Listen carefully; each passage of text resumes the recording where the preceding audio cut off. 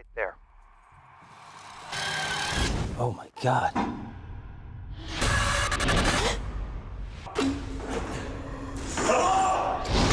Lizzie?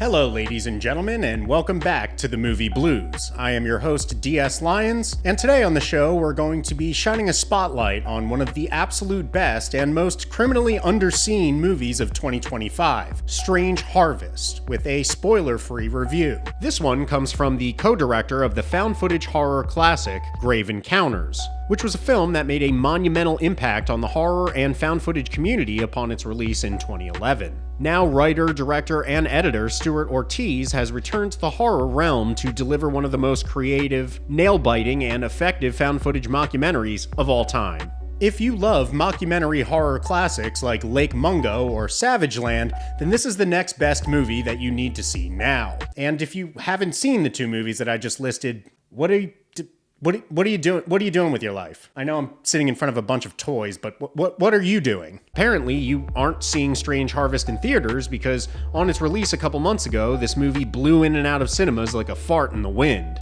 Grossing only $391,000 during its release, Strange Harvest is a movie that may not have the crushing box office success of a movie like Longlegs, but I'd recommend this over that in a heartbeat. And you don't need to be a horror fanatic or a found footage freak to enjoy Strange Harvest, because its influences are literally all over the map. Apparently inspired by hit true crime docuseries like Tiger King, director Stuart Ortiz set out to make a believable, addictive, and engaging true crime saga that would appeal to a broad audience of streamers and moviegoers alike, all packed into a tight hour and a half. Not only does this movie offer up one of the most convincing and high-budget faux true crime docs ever made, but it also functions as a nerve-rattling cosmic horror movie as well. If you love movies like Silence of the Lambs or Zodiac or even True Detective Season 1, then you're going to be eating good with Strange Harvest. Following a prolific serial killer as he savages San Bernardino County in California with 15 years of brutal and mysterious murders, Strange Harvest is part police procedural, part serial killer movie, part true crime binge, and part Lovecraftian head trip. And wow, I love all of that shit, and this movie did all of it so well. As the case begins to unfold, the crimes themselves and the motive behind the killer known as Mr. Shiny only deepen in their mystery and depravity.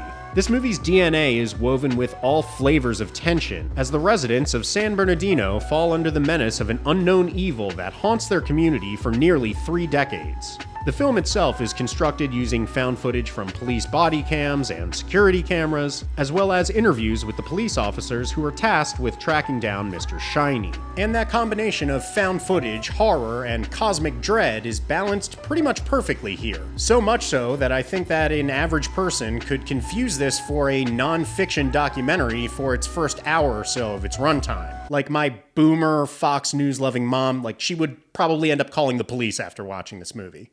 Ultimately, the essence of a great mockumentary boils down to the believability of the footage, and also the skill and commitment of the actors in the film as well. In this instance, Strange Harvest pulls off a somber and convincing tone while populating its runtime with actually convincing witness and police testimony.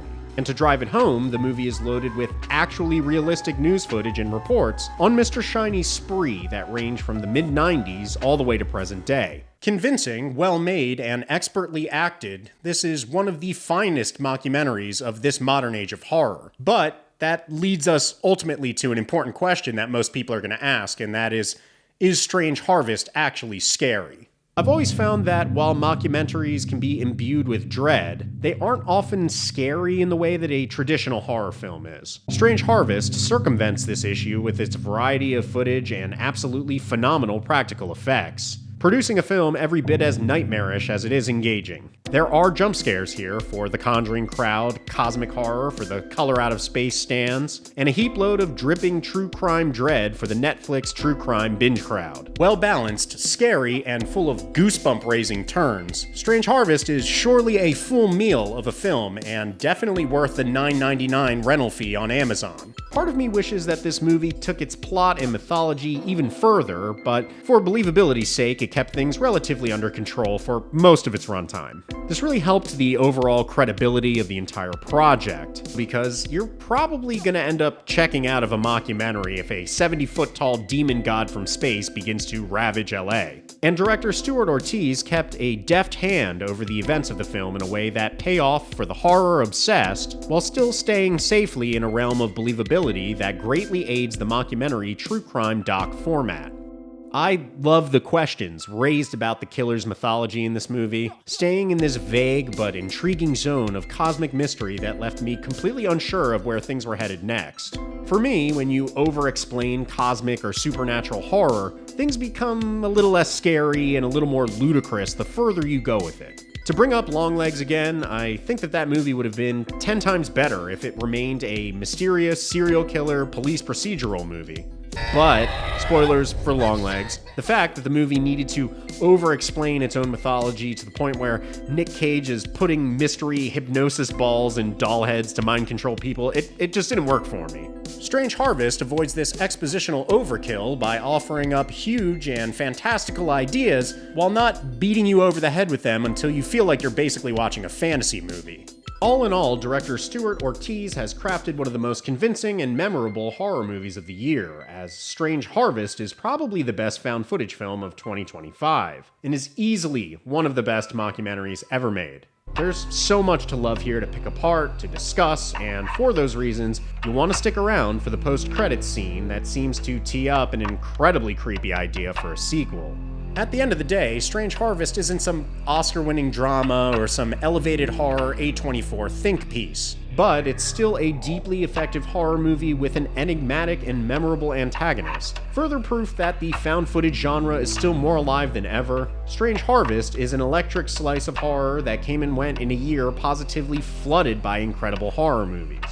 And okay, it doesn't beat out my favorite horror movie of 2025, Bring Her Back, but that's in a league of its own. This is a very different budgeted, very different kind of horror movie. So go out and support this movie, pay the rental fee, leave a tip for your bartender, because I have to see where this series is going to go from here. Of course, if the buzz allows for a sequel. Until next time, I am DS Lyons of the movie Blues, and when it comes to whether or not you should check out the new horror movie Strange Harvest, you've got a lot of homework to do.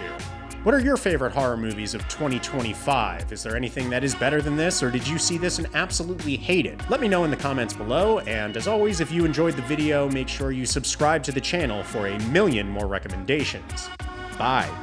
Because I love you, and I love you, and I love you, and I've seen all your movies, and I love your movies, and I think you're the best.